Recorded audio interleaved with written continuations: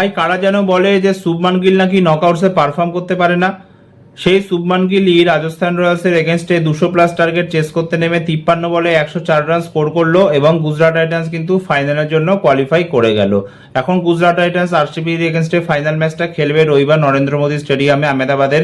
এবং একটা জিনিস আমি কিছুতেই বুঝতে পারি না যে এই শুভমান গিলই যখন ইন্ডিয়ার হয়ে খেলে T20 ফরম্যাটে তখন কেন পারফর্ম করতে পারে না ভাই, কি কারণে?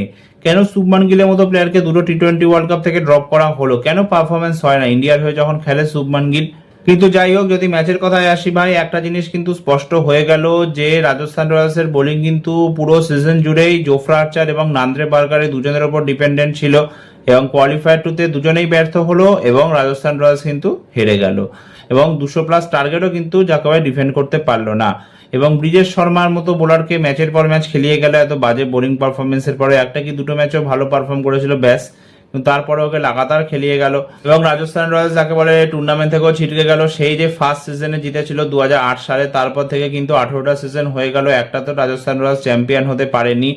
আমার শুধু একটা ব্যাটসম্যানের জন্যই খারাপ লাগে রাজস্থানের, আর সেটা হচ্ছে বৈভব সূর্যবংশী। মানে ভাই এত ভালো খেললো, মানে লাগাতার অন্য দিক থেকে উইকেট পড়ে যাচ্ছে আর বৈভব সূর্যবংশী একা হাতে পুরো ইনিংসটাকে সামলে রেখেছিল, 31 বলে 50 রান পূরণ করলো এবং ওর এটা T20 ক্রিকেটের সব থেকে স্লোয়েস্ট 50, সেটাও 31 বলে 50 রান এবং 31 বলে 50 রান স্কোর করে পরে 16 বলে 46 রান স্কোর করে দিল, 47 বলে 96 রান স্কোর করলো এবং লাগাতার তিনবার এই আইপিএলে যা করে 90s ঘরে আউট হয়ে গেল 3বার। এবং বৈভব সূর্যবংশী ভাই এমন একটা প্লেয়ার যে নিজের পার্সোনাল স্ট্যাটসের কথা ভাবেই না, ও পার্সোনাল মাইলস্টোনের কথা ভাবেই না, ও শুধু একটাই টার্গেট থাকে যে 90তে আমি ব্যাটিং করছি, আমি 6 মারবো, আমি 4 মারবো, আমি নিজের টিমকে জেতাবো।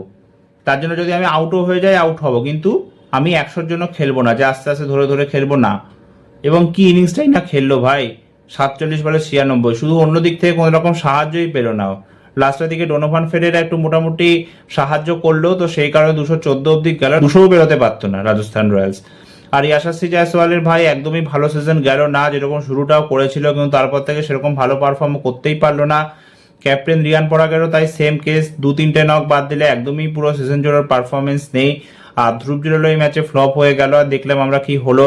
জাদেজা খুবই অদ্ভুত নক খেললো, 35 বলে 45 নটাও, জানি না কেন এত স্লো খেললো। তো যাই হোক, তারপরে 215 রান টার্গেট ছিল এবং একটা দারুণ 160+ রানের পার্টনারশিপ হয় শুভমান গিল এবং সাই সুদর্শনের মধ্যে, এবং সাই সুদর্শন ভাই আবারও হিট উইকেট হয়ে আউট হয়ে গেল, পরপর দুটো ম্যাচে হিট উইকেট হয়ে আউট হয়ে গেল, জানি না ওর সাথে কি হচ্ছে। মানে এত ভালো খেলছিল বেচারা, আমি তো ভেবেছিলাম 10 উইকেটে গুজরাট একেবারে রাজস্থানকে হারিয়ে দেবে। তো যাই হোক, তারপরে আরো 3খানা উইকেট পড়ে গেল, শুভমান গিল 104 স্কোর করে জোফরা আর্চারের বলে আউট হয়ে গেল এবং শেষ ম্যাচ ওয়াশিংটন সুন্দরে আউট হয়ে গেল।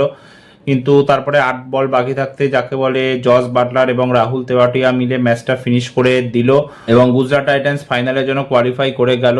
তো আহমেদাবাদের নরেন্দ্র মোদী স্টেডিয়ামে এখন ফাইনাল হবে, তো যেই ফাইনাল জিতুক না কেন সে দ্বিতীয়বারের জন্য চ্যাম্পিয়ন হবে। তো দেখা যাক এখন আরসিবি নিজের টাইটেল ডিফেন্ড করতে পারে কিনা, নাকি গুজরাট দ্বিতীয়বারের জন্য চ্যাম্পিয়ন হয় গুজরাট টাইটান্স।